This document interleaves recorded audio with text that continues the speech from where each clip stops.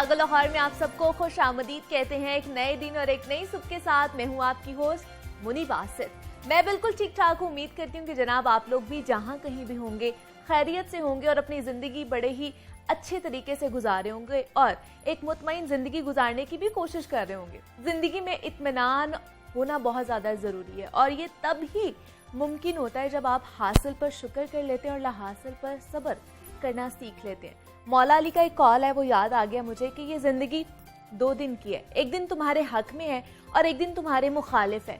जिस दिन तुम्हारे हक में हो ये जिंदगी उस दिन गरूर मत करना और जिस दिन तुम्हारे मुखालिफ हो उस दिन सब्र करना। तो जनाब अगर जिंदगी में सुकून चाहते हैं तो सब्र और शुक्र करना सीखिए। ये अगर आप करना सीख जाएंगे ना तो आपकी जिंदगी खूबसूरत से खूबसूरत तर होती चली जाएगी। बढ़ते अपने प्रोग्राम की तरफ और बात करते हैं कुछ सेहत और फिटनेस के हवाले से। तो हम नौजवानों और बड़े अफराद की सेहत के हवाले से तो बात करते ही रहते हैं। आज हम एक ऐसे मौजू पर बात करने जा रहे हैं जिस पर बहुत कम बात की जाती है और वो मसला है नौमौलूद बच्चों में पाए जाने वाले न्यूरोलॉजिकल डिसऑर्डर्स का। कुछ बच्चों में पैदाइशी तौर पर कुछ दिमागी और रीढ़ की हड्डी से रिलेटेड बीमारियां पाई जाती हैं जिनकी बर वक्त तशखीस ना होने की वजह से सूरत हाल ज्यादा खतरनाक हो जाती है उनके लिए। बाज़ औक़ात दिमाग के अंदर कुछ हिस्सा मुकम्मल या सही तौर पर ना बनने की वजह से बच्चों में ऐसे अमराज लाहक होते हैं। बहुत से लोग पैदाइशी फॉलेज का भी शिकार हो जाते हैं। नौमौलूद बच्चों में इन बीमारियों की वजूहात क्या होती हैं, इनका इलाज कैसे मुमकिन हो सकता है, पाकिस्तान में इनका इलाज मुमकिन है या नहीं है, इस पर बात करेंगे। हमारे साथ मौजूद हैं डॉक्टर सना जुल्फिकार हैं, न्यूरो सर्जन हैं और सर्विसेज हॉस्पिटल से इनका ताल्लुक है। और डॉक्टर सना जुल्फिकार, मैं आपको खुश आमदीद कहती हूँ जागो लाहौर में। कैसी हैं आप? मैं ठीक हूँ नीबा, थैंक यू सो मच। आप कैसी हैं? मैं भी बिल्कुल ठीक ठाक हूँ। डॉक्टर सना, आज हम बड़े इम्पोर्टेंट एक टॉपिक पर बात कर रहे हैं। मतलब किसी ने भी इस पे इतने खुलकर बात नहीं की। Sensitive topic. एग्जैक्टली, ये सेंसिटिव टॉपिक है। सबसे पहले तो हमारे जो नाजरीन है उनको बताएं कि जो बच्चों में न्यूरोलॉजिकल डिसऑर्डर्स होते हैं ये है क्या है और किस उम्र तक के बच्चों में ये डिसऑर्डर्स पाए जाते हैं? मुनीबा, न्यूरोलॉजिकल डिसऑर्डर्स जिनकी हमने आज बात करनी है वो कंजेनिटल या पैदाइशी बर्थ डिफेक्ट्स हैं। ठीक है। कंजेनिटल कहते हैं जो पैदाइश के वक्त बच्चों में तशखीस होती है, अच्छा, या डायग्नोज होते हैं, उनके बारे में आज हम बात करेंगे। ये 2 किस्म के होते हैं। एक यूजुअली हमारे दिमाग के साथ रिलेटेड होते हैं और एक रीढ़ की हड्डी के साथ, ओके, स्पाइनल कॉर्ड के साथ और ब्रेन के साथ। ठीक है। और क्योंकि ये दोनों चीज़ें आपस में कनेक्टेड हैं इसलिए अगर कहीं पे भी ब्रेन में या नीचे स्पाइनल कॉर्ड में कहीं पे भी प्रॉब्लम हो तो पूरा सीएनएस आपका इफेक्ट हो जाता है। और ऐसे बच्चे जो हैं वो अक्सर मेंटली रिटार्टेड या डिसेबल्ड या उनकी लाइफ बहुत मिजरेबल हो जाती है। अच्छा, तो मतलब ये पैदाइशी तौर पर होते हैं जब वो पैदा हो रहे होते हैं? जी, ये जब उनकी हमल के दौरान ही ये बर्थ डिफेक्ट्स बन जाते हैं। अच्छा, बच्चों में। ठीक है। तो इनकी वजूहात क्या होती हैं डॉक्टर सना? देखें मुनीबा, नॉर्मली ये होता है कि हमारी जो सोसाइटी है बहुत सुपरस्टिशियस है। बिल्कुल, हम लोग बहुत वहम करते हैं और अजीब अजीब चीज़ों से इसको एसोसिएट करते हैं, हालांकि ऐसे नहीं है। इसकी जो सबसे कॉमन वजह है वो 2-3 है। ठीक है। अगर उनको एड्रेस कर लिया जाए टाइम पे तो ऐसे न्यूरल ट्यूब डिफेक्ट्स बच्चों में होंगे ही नहीं। ओके। उसमें सबसे पहले आपके कुछ जेनेटिक फैक्टर्स आते हैं, जैसे कोई फैमिली है उनमें हिस्ट्री है ऑलरेडी पहले से। ठीक है। बच्चे पैदा होने की, ऐसे मेंटली डिसेबल्ड बच्चे पैदा होने की हिस्ट्री हो, फैमिली हिस्ट्री, कोई जीन्स रन करी होती हैं, कोई कजन मैरिजेस होती हैं, उसमें इनका चांस ज्यादा हो जाता है। ठीक है। फिर इसमें एनवायरमेंटल फैक्टर्स आ जाते हैं जिसमें अगर मदर जो है उसका किसी टाइम पे रेडिएशन को एक्सपोजर हो, जिसको अल्ट्रा वायलेट रेडिएशन कहते हैं, ठीक है, जैसे सीटी स्कैन, एक्सरे, इवन की जो स्कैनर मशीन्स होती हैं हम तो उसमें भी मना करते हैं कि मदर उसमें से ना गुजरे क्योंकि उसमें रेज होती हैं और उससे डिसेबिलिटीज जी बच्चे में हो सकती हैं। और the most important factor in this is vitamin B12 and folic acid deficiency. Vitamin B12 और फॉलिक एसिड मदर को सप्लीमेंट करना बहुत जरूरी है। अब इसमें ये पॉइंट समझने की जरूरत है कि किस टाइम पे। बिल्कुल। अगर आप देखें कि जो आपका दिमाग और रीढ़ की हड्डी है या जिसको सीएनएस कहते हैं, वो तब बच्चे के अंदर, जब बच्चा हमल में है माँ के, तब बन चुका होता है। ठीक है। उस वक्त जब माँ को पता भी नहीं होता कि वो प्रेग्नेंट है। अच्छा। अब फॉर एग्जाम्पल एक फीमेल है, उसने कंसीव किया और उस कंसीव करने के 2 से 3 हफ्ते के अंदर अंदर पूरा CNS का ट्यूब बन जाता है। ओके। उस टाइम पर मदर को फॉलिक एसिड और विटामिन B12 की जरूरत होती है। लेकिन मदर्स को पता नहीं होता कि उन्होंने कब ये लेना। Female does not know that she is pregnant, उनको पता ही नहीं है कि मैं प्रेग्नेंट हूँ। वो तो जाहिर है जब आगे चलते हैं, टेस्ट होते हैं, तब उनको पता चलता है। इसलिए ये सब फीमेल्स को मेरी एडवाइस है कि as soon as you get married, या आपकी शादी होने वाली है, या इवन आप और मैं जैसे फीमेल्स हैं, हमें फॉलिक एसिड और विटामिन B12 जरूर अपनी डाइट में इंक्लूड करना चाहिए। अच्छा, ये डेली रूटीन में हम लोगों को आप ले सकते हैं, बिल्कुल बिल्कुल, क्योंकि फीमेल्स ऑलरेडी एनीमिक होती हैं, उनमें हीमोग्लोबिन कम होती है, तो आगे जाके। लेकिन ये जो न्यूरल ट्यूब डिफेक्ट्स हैं, इसमें सबसे इंपॉर्टेंट फैक्टर यही है। अच्छा, vitamin B12 deficiency and folic acid deficiency. ठीक है। तो ये जब बच्चे पैदाइशी तौर पर इस तरह कौन कौन से मसाइल उन्हें जो दिमागी तौर पर जो लाहक हो सकते हैं? हाँ, इसमें आप दो तरह से इनको क्लासिफाई कर सकते हैं। कुछ दिमाग के होते हैं, कुछ रीढ़ की हड्डी के होते हैं। बिल्कुल। दिमाग के जो हैं उसमें सबसे पहले आपने देखा होगा छोटे साइज का दिमाग होता है, जिसको एनेन्सेफेली कहते हैं। ब्रेन बनता ही नहीं। अच्छा। जो उसका अपर पोर्शन है आपका, जो हमारा जो दिमाग है, ये बनता ही नहीं है। ओके। उसके रिजल्ट में क्या होता है कि उनका सर बिल्कुल छोटा हो जाता है।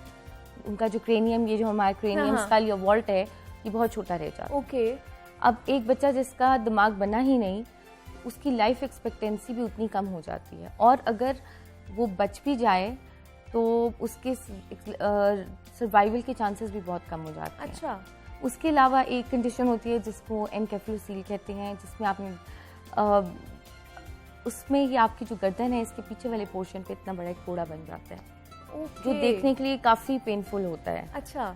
मतलब आप एक दफा अगर देखें तो आपके दिल को कुछ होता है कि वो इतनी एक आपको अजीब सी फीलिंग होती है उससे कि किसी की एक वो बहुत पेनफुल प्रोसीजर होगा। मतलब अगर एक डॉक्टर को इतना पेनफुल लग रहा है देखते हुए, या एक आम नजर को देखते हुए, तो जिसको है वो, उसके लिए वो कितनी तशवीशनाक हालत। बिल्कुल ऐसे ही है। So it's a very sensitive topic. अच्छा। फिर आप नीचे आ जाएं तो जहाँ से हमारी कमर जहाँ पे खत्म होती है, जहाँ रीढ़ की हड्डी खत्म होती है, वहाँ पे बड़े बड़े फोड़े बन जाते हैं। अच्छा। जिसको कमर का फोड़ा आपने आमतौर पे सुना होगा।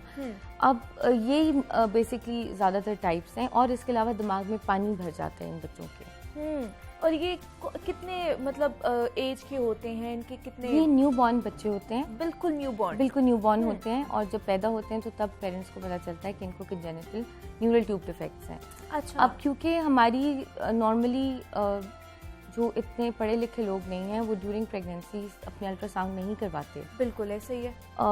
अक्सर लोग LHVs और गाँव में डिलीवरीज होती हैं या दाइयों के पास जाते हैं, तो उनके स्कैन्स इतने नहीं होते, अल्ट्रासाउंड स्कैन, उनमें ये डायग्नोज नहीं होता। ठीक है। लेकिन 20th वीक ऑफ प्रेगनेंसी पे जब एनॉमली स्कैन होता है, उसमें डायग्नोज हो जाता है।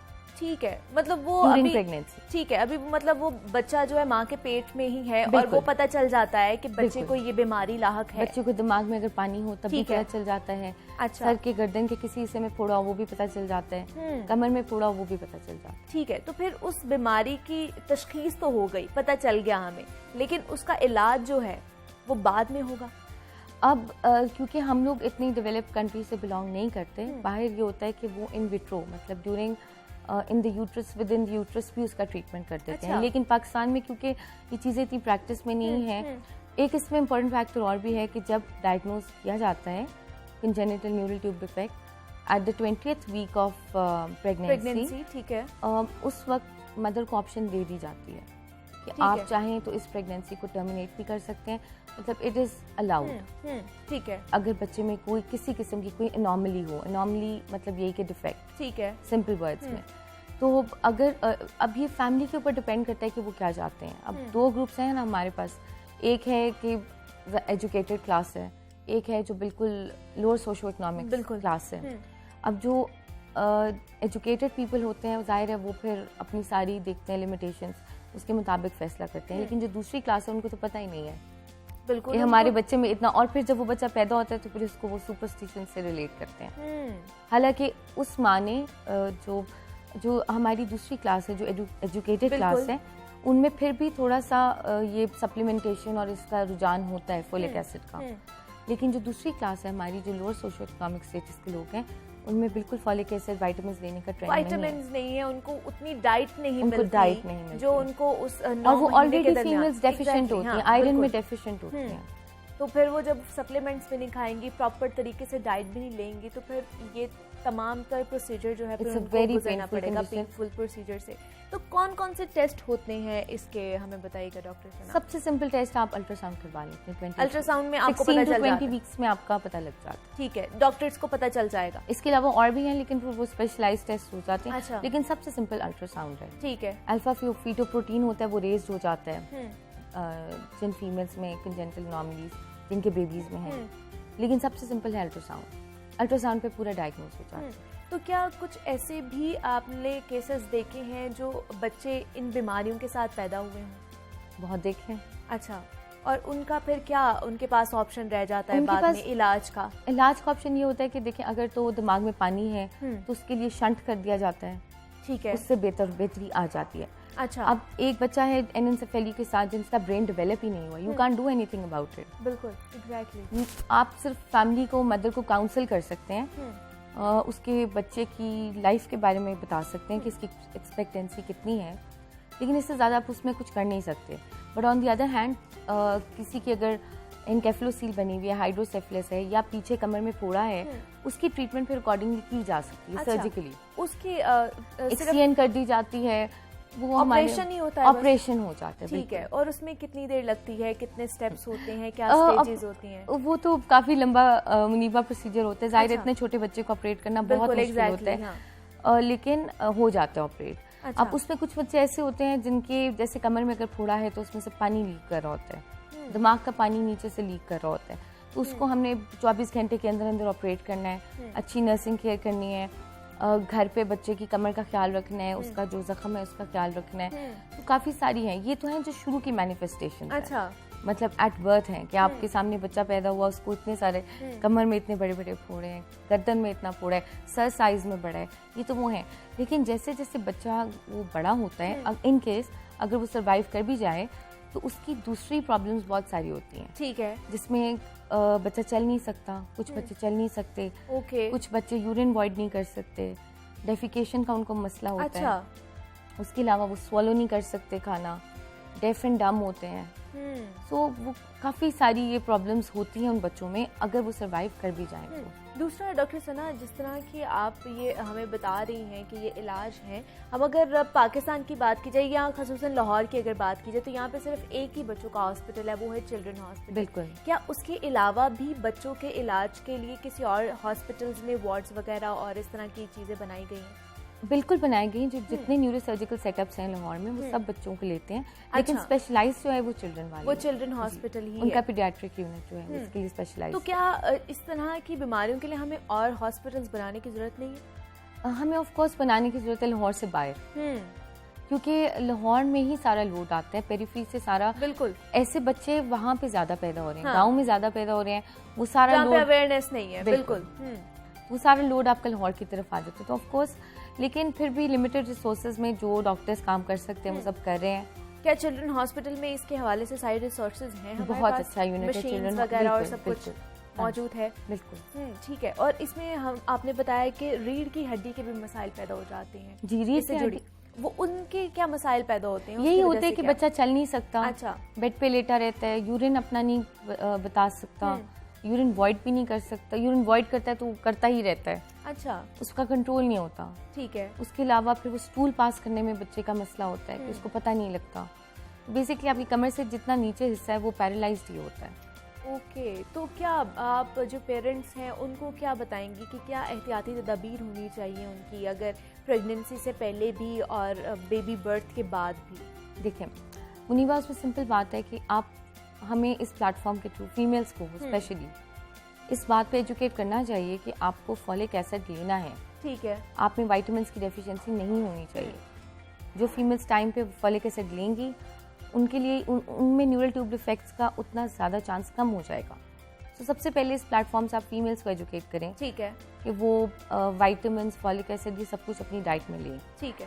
इसके अलावा अपनी डाइट इंप्रूव करें, उसमें सीरियल्स आ जाते हैं, राइस आ जाती है, फ्रूट्स, वेजिटेबल्स, ये सब चीज़ें इंक्लूड करें। अच्छा, जेनेटिक फैक्टर्स का कुछ नहीं किया जा सकता, उसमें यही है कि वो जीन्स आपकी फैमिली में रन कर रही हैं, वो करेंगी।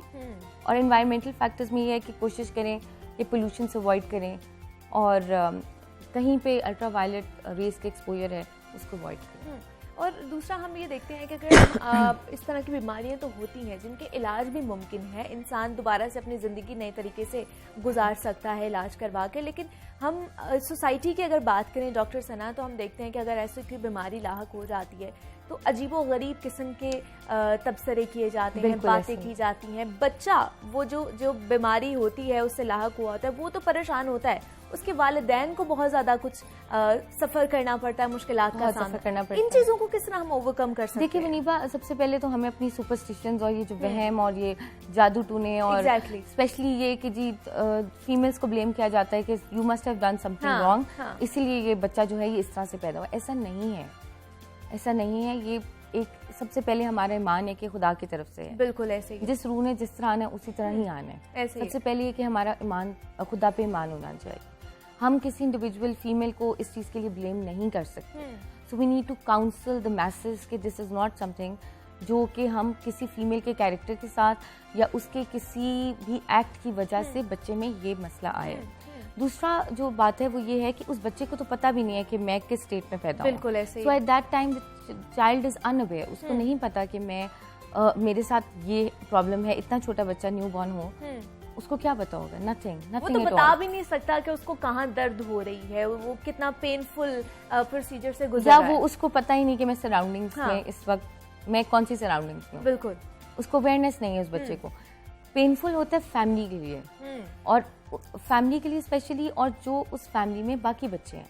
एक पेरेंट्स जिनके 2 बच्चे नॉर्मल हो, तीसरा एनॉमली के साथ हो, तो वो 2 बच्चे इफेक्ट होंगे क्योंकि वो तीसरा बच्चा एक्स्ट्रा नर्सिंग केयर डिमांड कर रहा है। बिल्कुल ऐसे ही है जनाब। डॉक्टर सना जुल्फिकार हमारे साथ मौजूद थी, न्यूरोसर्जन कंसल्टेंट है, सर्विसेज हॉस्पिटल से आपका ताल्लुक है। डॉक्टर सना, बहुत शुक्रिया आपका कि आप यहाँ पर आई हैं और इतने सेंसिटिव टॉपिक पर हमारे साथ बात की है। और उम्मीद करती हूँ कि जनाब आप लोगों को बहुत सारी इन्फॉर्मेशन जो है इस टॉपिक के हवाले से पता चल गई होगी कि आपने कौन कौन सी एहतियाती तदाबीर इस हवाले से उठानी है। मजीद भी आपसे बात करनी है, लेकिन यहाँ वक्त तो आए छोटी सी ब्रेक का। मिलते हैं इस ब्रेक के।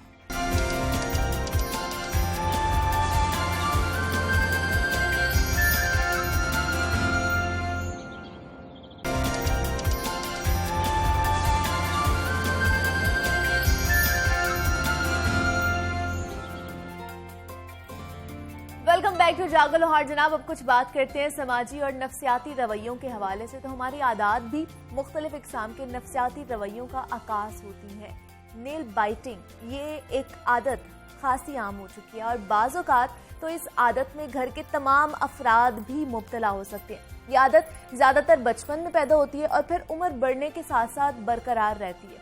नेल बाइटिंग एक आम सी आदत समझी तो जाती है और एक अंदाजे के मुताबिक दुनिया में तकरीबन 20 से 30% लोग इस आदत में मुब्तला हैं। तिब्बी माहिरीन के मुताबिक नेल बाइटिंग की आदत न सिर्फ नफ्सियाती मसला है बल्कि ये आदत कई बीमारियों की भी वजह बन सकती है।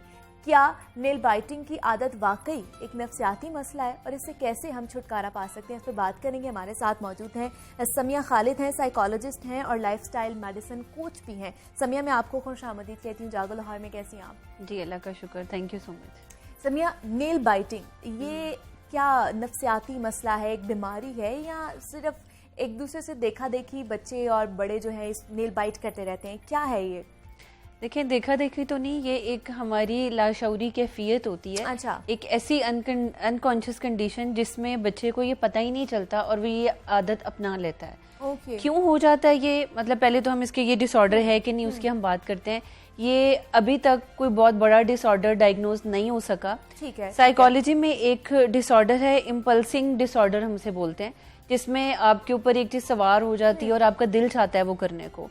नेल बाइटिंग जो करते हैं उनकी एक बड़ी वजह ये होती है कि उनके माइंड में कोई ना कोई कंफ्यूजन चल रही होती है। जैसे कि वो अनक्लियर सिचुएशन है, जैसे कि वो अपने माइंड को बहुत ज्यादा यूज कर रहे हैं। अच्छा। आपने अक्सर देखा होगा कि बच्चे टीवी देखते हुए या आपके स्कूल में काम करते हुए टीचर को देख रहे हैं, व्हाइट बोर्ड पे कॉन्सेप्ट अंडरस्टैंड कर रहे हैं, लेकिन साथ साथ वो नेल बाइटिंग कर रहे हैं। तो उसकी रीजन ये होती है कि वो अपना माइंड यूज कर रहे हैं और साथ साथ उन्हें शायद ये अपने अंदर कन्फ्यूजन है कि मुझे समझ नहीं आएगा या टीचर मुझसे क्वेश्चन ना कर ले, एक कन्फ्यूजन चल रही होती है, उसकी वजह से ये प्रॉब्लम आता है। ये प्रॉब्लम आती है तो इसको एक कंडीशन कह सकते हैं, नफ्सियाती कंडीशन कह सकते हैं, बीमारी तो नहीं इसको कह सकते? नहीं, 100% बीमारी नहीं, लेकिन एक बीमारी का आप एक साइन कह सकते हो, एक सिम्टम है ये। अच्छा, और जैसे बच्चे हैं ऐसे बहुत से बड़ों में भी हमने देखा है, मतलब बच्चे जो होते हैं उनके, जैसे आपने बताया कि स्कूल में है तो उन्होंने पेंसिल भी चबाना शुरू कर देते हैं, उसके पीछे जो रेजर लगा होता है वो भी उनके निशानात, बड़े पेन के चबा रहे होते हैं उनके वो जो दांतों के निशानात वहाँ पर मौजूद होते हैं, उनमें भी यही सारी कंडीशन चल रही होती हैं, ये वो मुख्तलिफ होती है। हम अगर पाकिस्तान में बात करें ना, तो पाकिस्तान में हमारी जो यंग अडल्ट्स हैं या यंग चिल्ड्रन आप उन्हें कह लें, 36% लोगों में ये प्रॉब्लम होता है।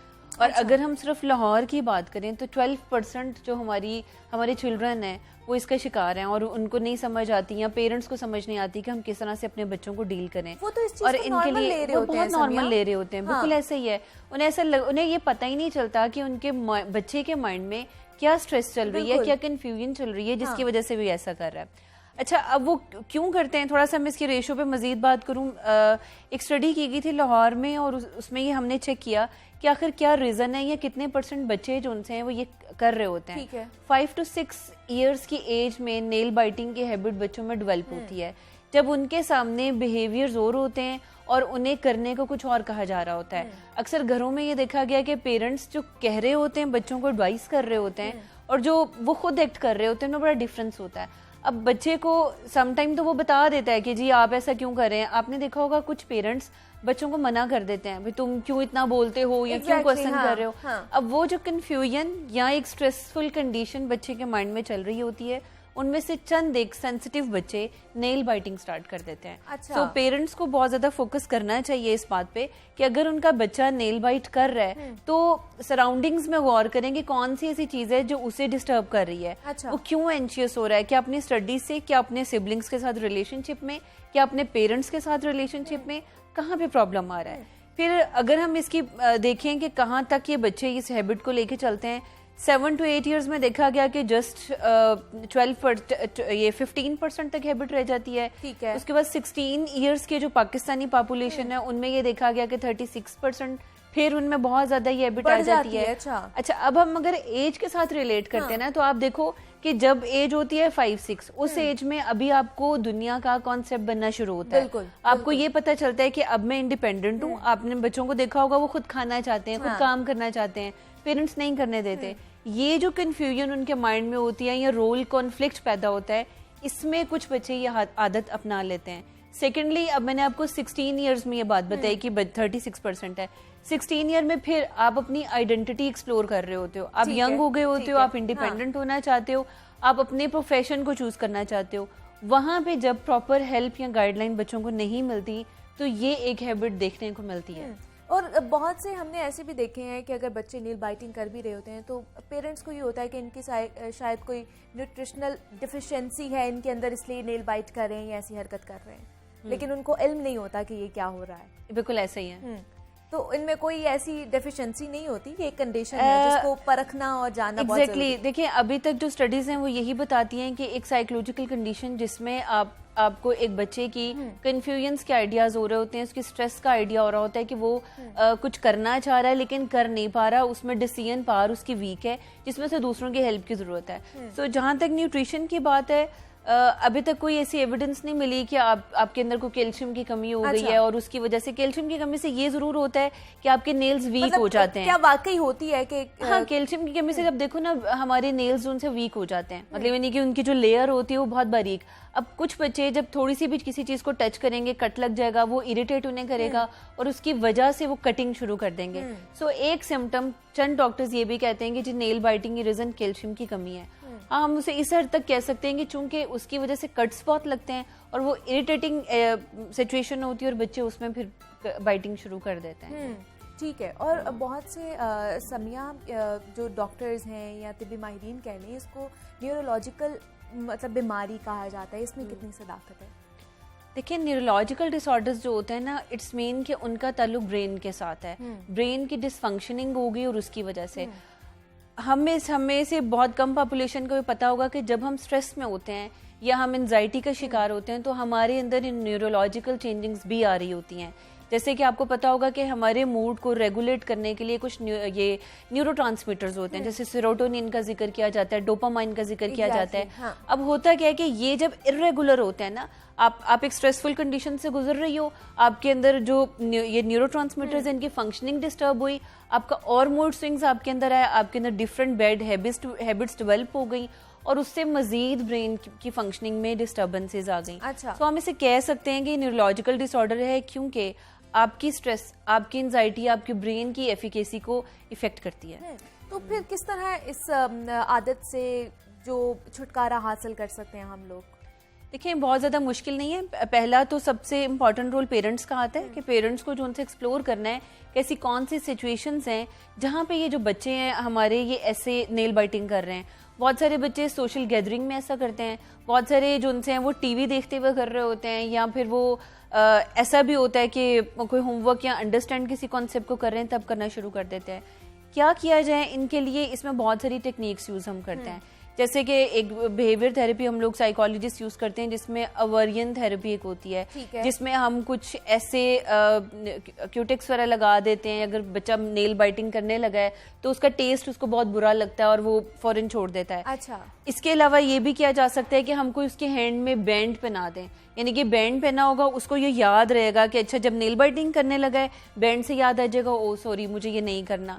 इससे भी हैबिट्स दूर होती हैं। फिर इसमें एक आदत ये भी हो सकती है कि आप जैसे सनी प्लास्ट होती है, अब बच्चों के नेल्स पे लगा दें।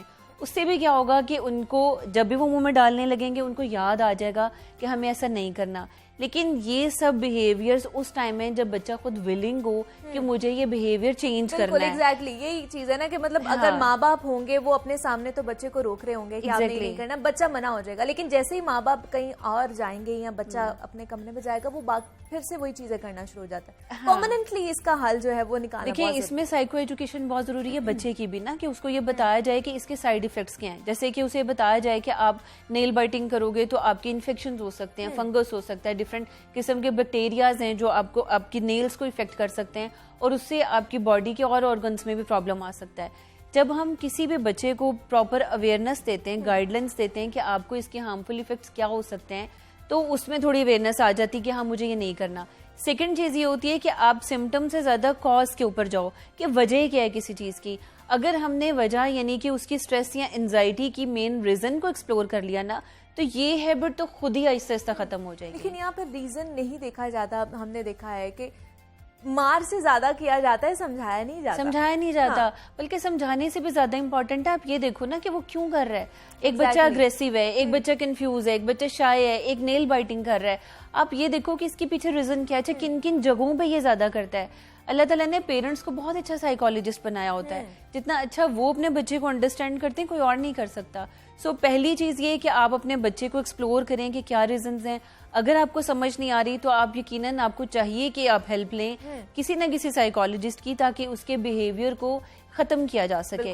आप नहीं करेंगे यही एंजाइटी, यही एंशियस जो उसका बिहेवियर है या इम्पल्सिव बिहेवियर आप कह लें, ये आगे जाके किसी बड़े साइकोलॉजिकल डिसऑर्डर में कन्वर्ट हो सकता है। अच्छा। सो इसलिए फोकस करने की जरूरत है इसके ऊपर। और दूसरा हम देखते हैं कि जब वालिदैन बहुत ज्यादा बच्चों को टोकना शुरू हो जाते हैं, बार बार उनको टोकते हैं ये काम ना करो, बच्चे जो है ना खुद एतमादी जो उन्हें है वो खत्म होना शुरू हो जाती है। कंफ्यूजन आ जाती है ना, मतलब अब उनको ये समझ नहीं आता कि हम कैसा रोल प्ले करें तो हमारे पेरेंट्स हमें लाइक करेंगे या हम उन्हें पसंद नहीं आएगा।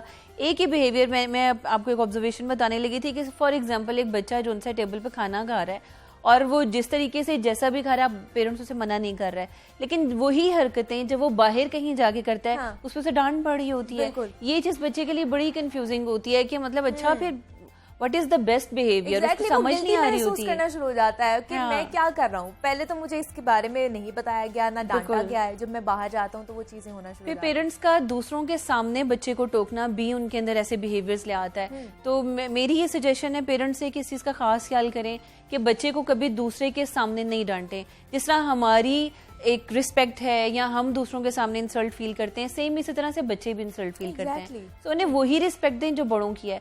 आज आप अपने बच्चों की रिस्पेक्ट करेंगे तो यकीनन कल सोसाइटी उनको ये रिस्पेक्ट देगी और उन बच्चों में कॉन्फिडेंस आएगा। बिल्कुल ऐसे ही है, घर से ही आपने अपने बच्चों को कॉन्फिडेंस देकर भेजना है। बाहर जाके फिर वो क्या कॉन्फिडेंस हासिल करेंगे, फिर वो बाकी और चीज़ों में जो है मगन हो जाते हैं। दूसरा हमने देखा है सामिया कि एक दांत चबाने का भी बहुत ज़्यादा आदत है बच्चों में। कुछ बच्चे वैसे भी चबा रहे होते हैं जब वो उठे हुए होते हैं, कोई काम कर रहे होते हैं। बहुत से बच्चे, बहुत से बड़े, हालांकि रात को सोते हुए भी ये आदत उनकी है। इनकी क्या वजूहात है?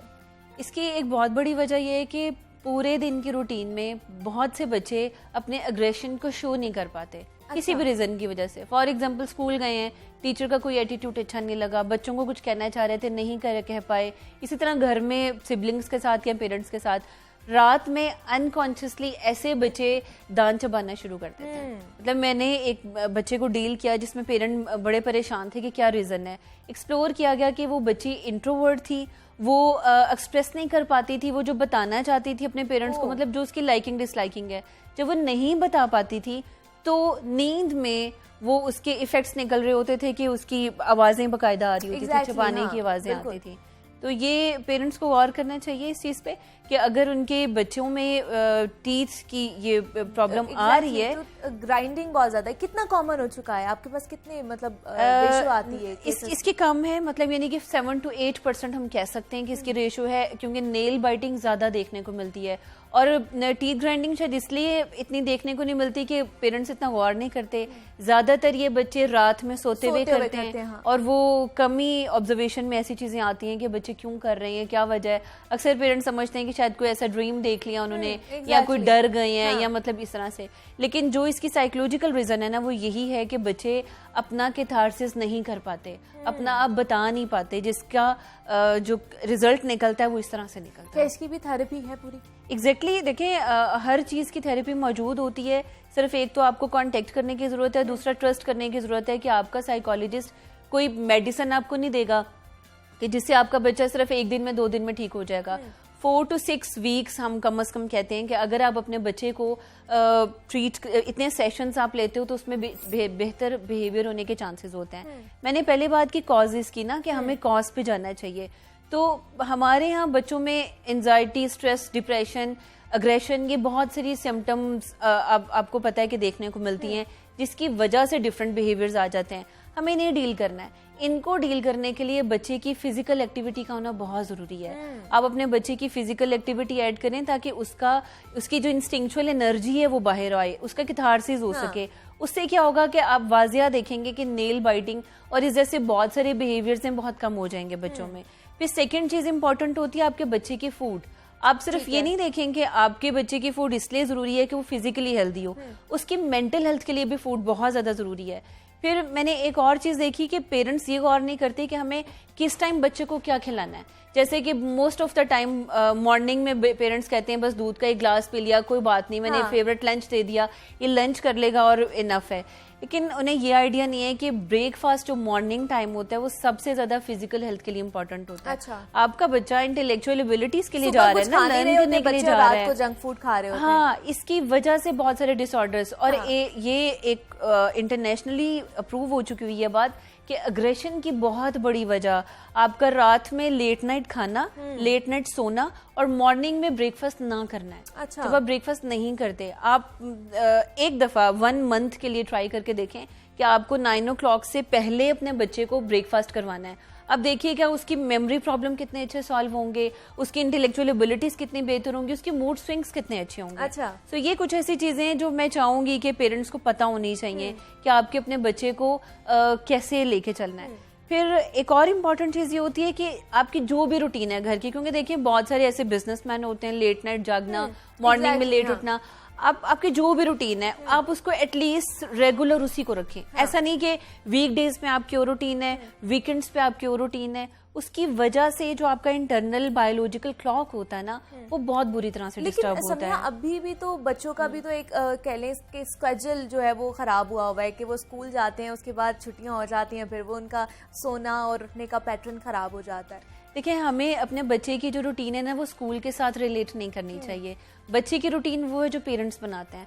आपका बच्चा स्कूल जाता है नहीं जाता, आप अपने फिक्स टाइमिंग्स रखेंगे, इतने बजे मुझे जगा देना है। आपको उसके जागने के रूटीन के लिए आप ये जरूर कर सकते हैं कि सुबह उठते साथ ही उसकी फेवरेट कार्टून्स लगा दें, उसकी ऐसी आंखें खुलेंगी कि मतलब उसको कुछ याद ही नहीं रहेगा, आवाज से खुल जाएगी।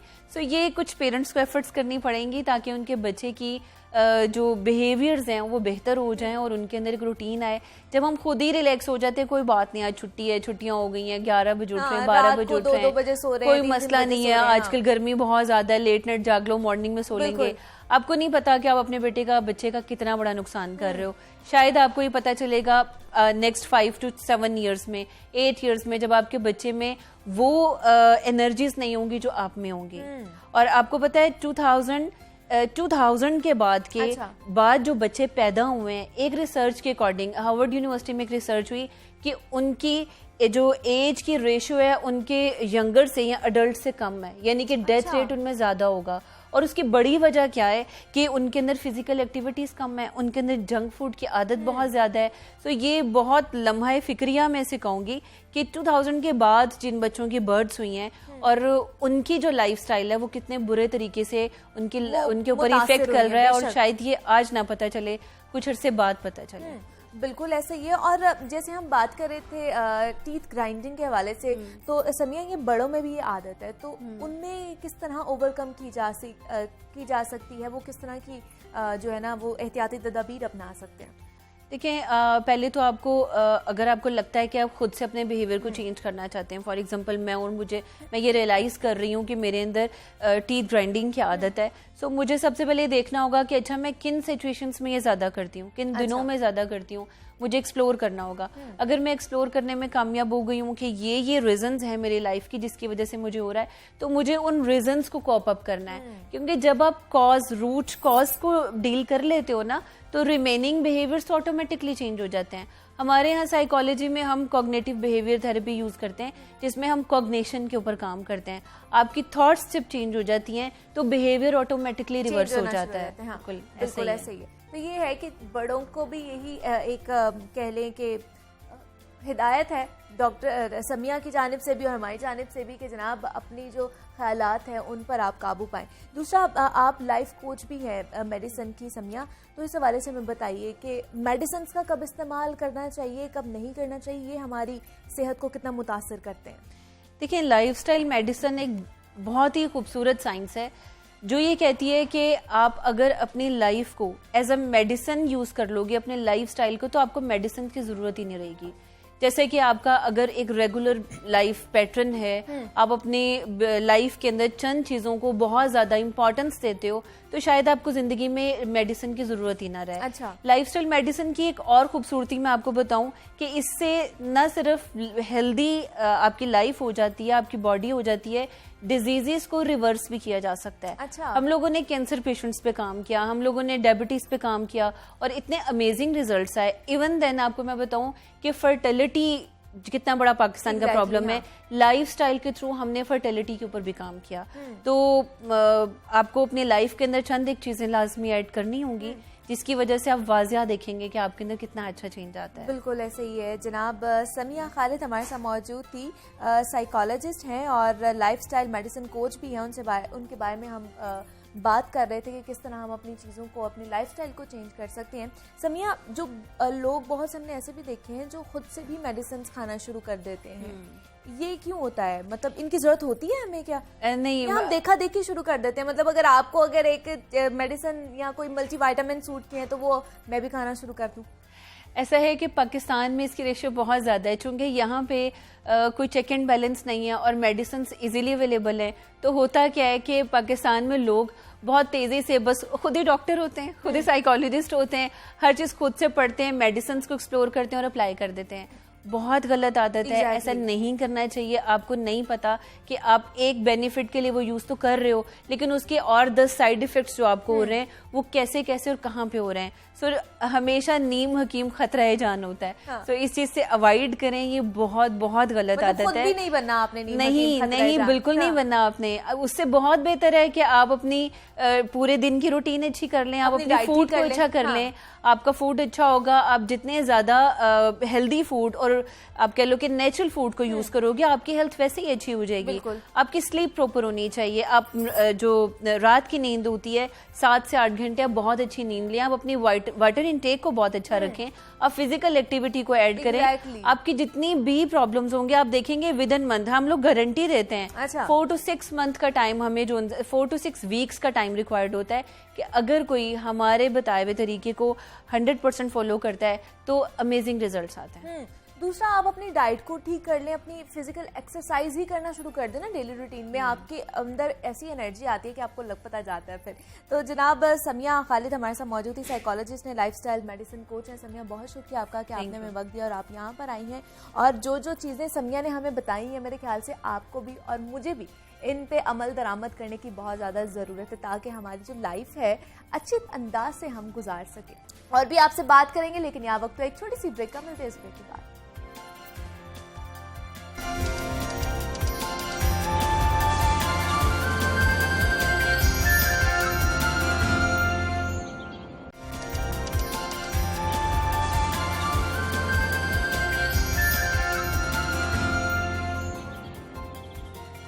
वेलकम बैक टू जागो लाहौर। जनाब, अब कुछ बात करते हैं सोने शहर लाहौर और लाहौरियों को दरपेश मसाइल के हवाले से। तो महंगाई ने अवाम का जीना मुहाल कर रखा है, और जैसे जैसे ईद करीब आती जा रही है, रोजमर्रा अशिया खुर्दनोश की कीमतों को पर लगते जा रहे हैं। महंगाई पर काबू पाने और अवाम को सस्ती अशिया की फराहमी के लिए शहर में 20 मई को शहर में 31 सहूलत बाजार फाल किए गए थे, लेकिन अब अवाम को मिलने वाला थोड़ा सा रिलीफ भी खत्म कर दिया गया है, और लाहौर में लगाए जाने वाली 31 में से 16 सहूलत बाजारों को बंद कर दिया गया है। सहूलत बाजारों को क्यों बंद किया जा रहा है, वो भी ईद से महज चंद दिन पहले ही। महंगाई का जिन क्यों काबू में नहीं आ रहा, मौसम बरसात शुरू हो चुका है, तो शहर को डूबने से बचाने के लिए जिला इंतजामिया की जानिब से क्या क्या इकदाम किए जा रहे हैं, इन सब मामलात पर बात करेंगे। हमारे साथ मौजूद हैं डीसी लाहौर हैं मुदस्सिर रियाज मलिक साहब, और इमरान अकबर है नुमाइंदा लाहौर न्यूज़। सर, मैं आपको खुश आमदीद कहती हूँ जागो लाहौर में। इमरान, आपको भी खुश आमदीद कहती हूँ। सर, ईद के महज चंद दिन पहले ही शहरियों ने महंगाई का वावेला मचा लिया, और उसके जो शहरियों को थोड़ा सा एक रिलीफ मिल रहा था सहूलत बाजारों की शक्ल में, वो भी उनसे छीन लिया गया है। इसकी क्या वजह है? नहीं, छीना नहीं गया। 16 बाजार इस टाइम चल रहे हैं। 31 बाजार जो है इस वक्त मौजूद हैं। उस पर हमने ये रिक्वेस्ट की है गवर्नमेंट से कि हमें गवर्नमेंट ने कहा था रैशनलाइज करें कि जहाँ पर फुटफॉल कम है, ठीक है, जहाँ पर लोग कम आ रहे हैं। रमज़ान में आपको पता है, रमज़ान में तो बाज़ारों में बहुत ज़्यादा लोग आते हैं, बिल्कुल, लेकिन जनरली अगर ओवर द ईयर ये चलते रहें तो फिर हमें देखना पड़ता है, रैशनलाइज करना पड़ता है कहाँ पर असेसमेंट करके कहाँ पर ज़्यादा है कहाँ पर कम है। ऑब्वियसली एडमिनिस्ट्रेटिव कॉस्ट है इसकी, आपने टेंट लगाने हैं, आपने चेयर्स लगानी है, वो भी गवर्नमेंट का ही पैसा है, वो भी आम आदमी का पैसा, टैक्स पेयर का मनी है, तो वो भी पैसा लगाना है आपने। तो उसको एवेल्यूएट करके तो हमने 16 जो बाज़ार हैं वो हमने कहा है वो चलाएं आप, और 15 जो बाज़ार है उसको बंद किया जाए। अभी बंद नहीं हुए, हमने गवर्नमेंट को तजवीज़ दी है ये, ठीक है, कि यहाँ पर फुटफॉल कम है, यहाँ पर लोग कम है, लेकिन जो 16 बड़े बाज़ार हैं, जो मशहूर बाज़ार हैं जहाँ पर लोग आते हैं, वो ओपन रखे जाएंगे। उसमें आटा भी फ्राहम होगा, उसमें बाकी सब्जियाँ और बाकी जो रेडियाँ लगती हैं ऑब्वियसली उसे कंट्रोल कीमत पर प्रोवाइड किया जाएगा। तो ये 31 बाज़ार इस वक्त तक जब हम बात कर रहे हैं मौजूद है।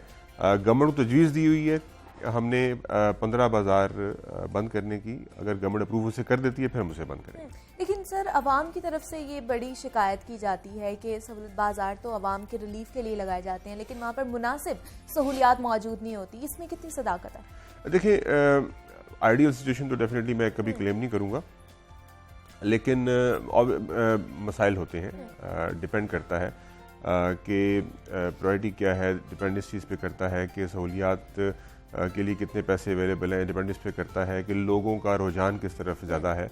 मैंने जिस तरह बताया तमाम बाज़ारों में रुझान है। फॉर एग्जाम्पल शादमान का जो बाज़ार है वहाँ पर लोगों का रश होता है, सो वहाँ पर सहूलियात भी हमारी मैक्सिमम वहाँ मौजूद है। अच्छा। वहाँ पर आपको तमाम स्टॉल्स भी मिलेंगे, अमला भी हमारा मुकम्मल होगा, और इसके साथ साथ जो आटे का स्टॉल है वो भी मौजूद होगा। तमाम सहूलियत हम इंश्योर करते हैं वहाँ मौजूद हो, जो बड़े बाज़ार हैं जहाँ पर लोग ही बहुत कम आ रहे हैं, जहाँ पर फुटफॉल इंतहाई कम है। आपको पता है सब्जियों की कीमतें 2-3 महीने पहले इसने पीक को टच किया, फिर ये आहिस्ता डिप लिया इसने, और फिर आहिस्ता आहिस्ता ये ऊपर की तरफ ये फ्लक्चुएट कर रही हैं। बहुत ज़्यादा कीमत नहीं है ऑब्वियसली, लेकिन आटा जो है, आटा हम कंट्रोल रेट पे दे रहे हैं, 860 रुपए के पे दे रहे हैं। मार्केट में जो अवेलेबल है वो महंगा है, क्योंकि वो प्राइवेट गंदम का आटा बिक रहा है। सरकारी गंदम अभी रिलीज़ होना स्टार्ट हो जाएगी और उसके साथ साथ आटे की कीमतें भी नीचे आ जाएंगी। ठीक है। लेकिन हम जो आटा दे रहे हैं वाफर मकदार में दे रहे हैं, हमारा सिर्फ 30% आटा भी नहीं बिक रहा। अच्छा। तो इसका मतलब ये है कि अगर हम 100 बोरी वहाँ रखते हैं तो सिर्फ 30 बोरियाँ बिकती हैं इन 31 बाज़ारों के ऊपर। ठीक है। सो ये भी एक इशू है। आज मुझे समझ नहीं आती, लोगों का रुझान शायद आटे की तरफ नहीं है या आटे का इशू नहीं है, लेकिन आटा की कमी बिल्कुल नहीं है। लेकिन हमारे पास आटा वाफर मकदार में मौजूद है, इसके साथ साथ जो सब्जियां हैं वो भी मौजूद हैं, लेकिन उनकी जो प्राइसेस है वो ऑब्वियसली फ्लक्चुएट होती रहती हैं। वो भी हम रोज़ जो है अपने नाजरीन को बताते रहते हैं। इमरान, सहूलियात का बहुत ज़्यादा शिकवा किया जाता है लोगों की तरफ से, रिलीफ नहीं फराहम किया जा रहा। बहुत शुक्रिया मुनीबा। ये है कि इस वक्त सूरत हाल मजमूई तौर पर देखा जाए ना, तो कल ही जो है मौसम खुशगवार हुआ। उससे पहले गर्मी ने लोगों का जो है जीना महाल किया। बिल्कुल ऐसे ही। और सूरत हाल ये थी कि जो बंदा एसी में बैठा हुआ वो बाहर नहीं निकलता था, जो बंदा घर में है वो भी बाहर नहीं निकलता था, इवन के खाना खाने पे भी दिल नहीं करता था लोगों को। तो लोगों का जो फुटफॉल था बाजारों में जाने का वो कम था। अब चूँकि इनको ज़िला इंतज़ामिया को पंजाब गवर्नमेंट की तरफ से कहा गया कि बाज़ार को रैशनलाइज करें, तो इन्होंने अपना एक सर्वे करवाया कि आजकल लोगों का रुझान नहीं है। इसमें कोई शक नहीं है कि कोई भी बाज़ार में, क्योंकि हम भी जाते थे तो बाज़ार में कई बाज़ारों में तो टेबल ही खाली पड़े होते थे। अच्छा, पता किया कि उन्होंने कहा कि सब्ज़ी ख़राब हो जाती है, लोग नहीं आते, फल ख़राब हो जाता है, लोग नहीं आते, तो हम क्या करेंगे, ये सरकारी टेबल्स हैं तो यहाँ पे हमने सरकार के रेट के मुताबिक बेचना है।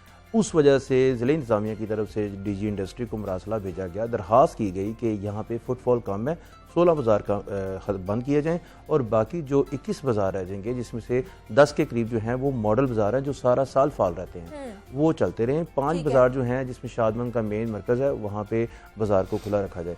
अब सूरत हाल ये नहीं है, ईद की आमद है, आपको पता है बड़ी ईद पे जो है प्याज और इसके साथ मसाला जात होते हैं, मसाला जात, लेमन, ये जो है वो महंगे हो जाते हैं। और इसके अलावा भी लोग पहले से शॉपिंग धड़ाधड़ करते हैं, वो इसलिए कि जी डिमांड ज़्यादा हो जाती है, सप्लाई कम हो जाती है, जिसकी वजह से जो दुकानदार होते हैं वो मनमाने रेट भी ले लेते हैं। लेकिन इमरान, कुछ लोग ये भी कहते हैं कि हम सहूलत बाजार में इसलिए भी नहीं जाते क्योंकि वहाँ पर जो अशिया मिलती हैं उनकी क्वालिटी नाकस होती है। अच्छा, मैंने इस दफ़ा देखा है कि जो चूँकि छोटी ईद पे अफसरान के दौरे ज़्यादा होते हैं, बाज़ारों में आपको भी नज़र आता है। ये जो बाज़ार लगाए गए थे ये इसलिए लगाए गए थे कि महंगाई का तोड़ निकाला था ज़िले हुकूमत की तरफ से।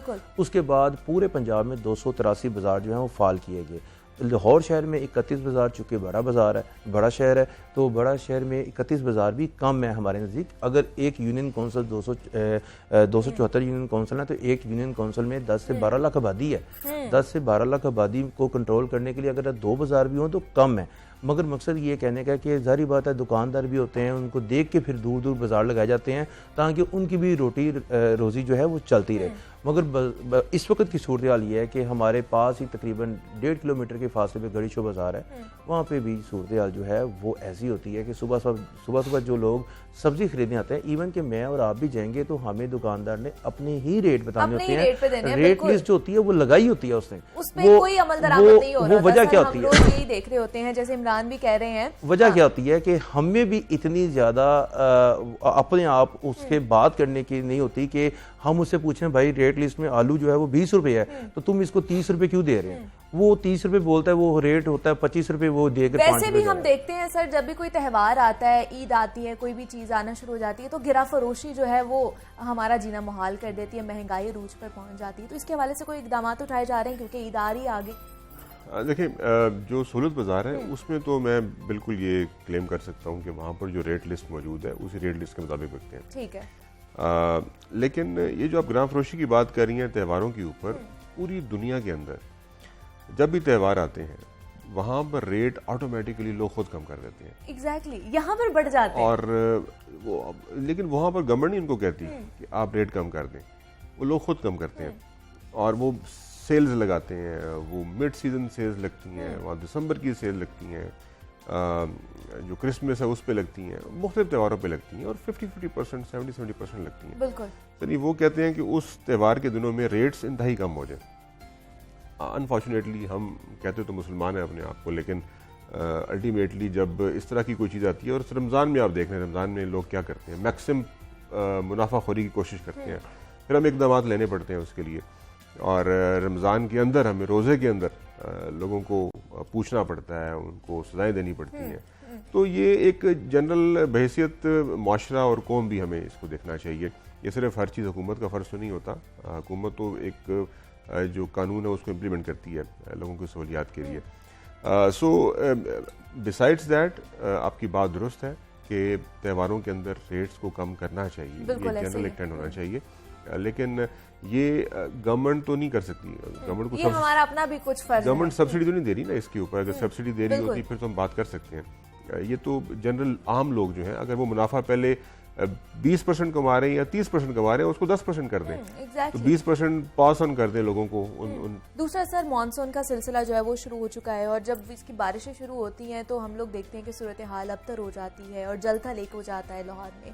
इसके हवाले से इंतजामिया ने क्या इकदाम किए हैं, क्योंकि कल वज़ीर आला ने भी सब महकमों को अलर्ट रहने की हिदायत जारी कर दी है? जी, चीफ मिनिस्टर साहब ने कल डायरेक्शन दे दी थी, और जैसी बारिश स्टार्ट हुई उनके से डायरेक्शन आ गई थी तमाम महकमों को बाहर निकलने की, अलर्ट रहने की। वासा ने अपने कैंप्स लगा दिए हैं। ठीक है। कल मैंने 7-8 जगहों का विजिट किया था, वहाँ पर वासा की टीम्स मौजूद थी, पंप्स लगे हुए थे। जो आपके डीप एरियाज थे जहाँ पर पानी मस्टर होता है, इकट्ठा होता है, उसको निकालने के लिए वहाँ पर पंप्स मौजूद थे, और कहीं पर पानी इस तरह नहीं था। और जब बारिश हो रही होती है पानी रहता है, फिर तकरीबन घंटा एक लगता है ड्रेन होने में, घंटे से 1.5 घंटे में ड्रेन हो जाता है। सो जो जितनी कल बारिश हुई है तो हालात काबू में थे, कोई ऐसा मसला नहीं था, पानी हमें कहीं खड़ा नज़र नहीं आया। लेकिन ऑब्वियसली अगर ये बारिशें ज़्यादा होती हैं, आगे मानसून का पीरियड है, सो उसमें हमें तैयार रहना ज़रूरी है, हमारी टीम्स को तैयार रहना ज़रूरी है।